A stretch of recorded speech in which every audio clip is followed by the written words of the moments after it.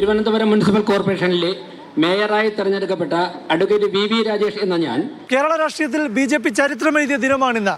തിരുവനന്തപുരം നഗരസഭയിൽ ബി.ജെ.പി. ആദ്യമായി അധികാരത്തിലേറി. ആർ ശ്രീലേഖ IPSലേക്ക് നീങ്ങിയ മേയർ പദം പാർട്ടിക്കുള്ളിലെ നാടകീയ നീക്കങ്ങൾക്കൊടുവിൽ വി രാജേഷിന് കൈവന്നതിന്റെ ആവേശമായിരുന്നു പിന്തുണയ്ക്കുന്ന നേതാക്കളിലും പ്രവർത്തകരിലും.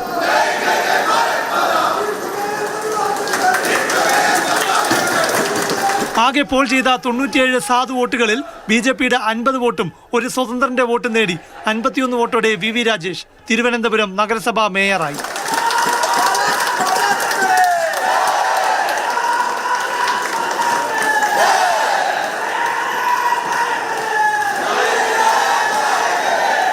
ഡെപ്യൂട്ടി മേയർ തെരഞ്ഞെടുപ്പിൽ ബി.ജെ.പിയുടെ ആശാനാഥിന് പാർട്ടിയുടെ ഒരു വോട്ട് അസാധുവായി. ഏറ്റുമുട്ടി ഭരിക്കാനല്ല ഉദ്ദേശിക്കുന്നതെന്ന് മേയറായി തെരഞ്ഞെടുക്കപ്പെട്ട വി രാജേഷിന്റെ പ്രഖ്യാപനം. വികസന കാര്യത്തിൽ രാഷ്ട്രീയ വേർതിരിവുണ്ടാകില്ലെന്നും നയം വ്യക്തമാക്കി. 5 വർഷം കഴിയുമ്പോൾ ഈ രാജ്യത്തെ ഏറ്റവും വികസനമെത്തുന്ന 3 നഗരങ്ങളിൽ ഒരു നഗരമായി ബി.ജെ.പിക്ക് തിരുവനന്തപുരം നഗരസഭയിൽ ഒറ്റയ്ക്ക് ഭൂരിപക്ഷമില്ല. അതുകൊണ്ട് തന്നെ വികസന കാര്യത്തിൽ സമവായം തന്നെയാണ് ലക്ഷ്യമിടുന്നത്. മുഖ്യമന്ത്രി പിണറായി വിജയനെ ഫോണിൽ വിളിച്ച് ആശംസ തേടിയ ശേഷമാണ് വി രാജേഷ് സത്യപ്രതിജ്ഞയ്ക്കായി എത്തിയത്. മുഖ്യമന്ത്രി വി രാജേഷിന് അഭിനന്ദനം അറിയിക്കുകയും ചെയ്തു.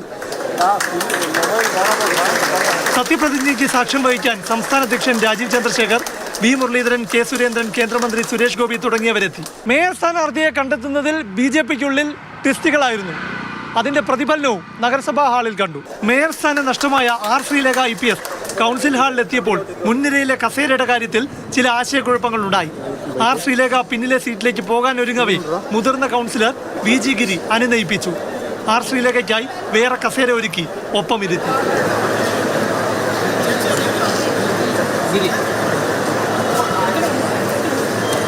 എന്നാൽ വി രാജേഷ് മേയറായി ചുമതലയേറ്റ് അനുമോദനങ്ങൾ ഏറ്റുവാങ്ങും മുൻപ് ആർ ശ്രീലേഖ കൗൺസിൽ ഹാൾ വിട്ടു.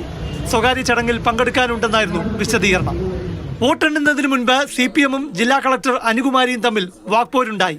ദേവീദേവന്മാരുടെ നാമങ്ങളിൽ സത്യപ്രതിജ്ഞ ചെയ്ത 20 അംഗങ്ങളുടെ വോട്ട് അസാധുവാക്കണമെന്ന് CPM പാർലമെന്ററി പാർട്ടി നേതാവ് SP ദീപക് ആവശ്യപ്പെട്ടു. സത്യപ്രതിജ്ഞ ചെയ്ത് ഒപ്പിട്ട് അംഗമായ ശേഷം ഇപ്പോൾ പ്രശ്നം ഉന്നയിക്കുന്നതിന്റെ വൈരുദ്ധ്യം ചൂണ്ടിക്കാട്ടിയ കളക്ടർ ഹൈക്കോടതിയിൽ പോകാൻ നിർദ്ദേശിച്ചു. കളക്ടർക്കെതിരെ CPM ഹൈക്കോടതിയിൽ പോകും.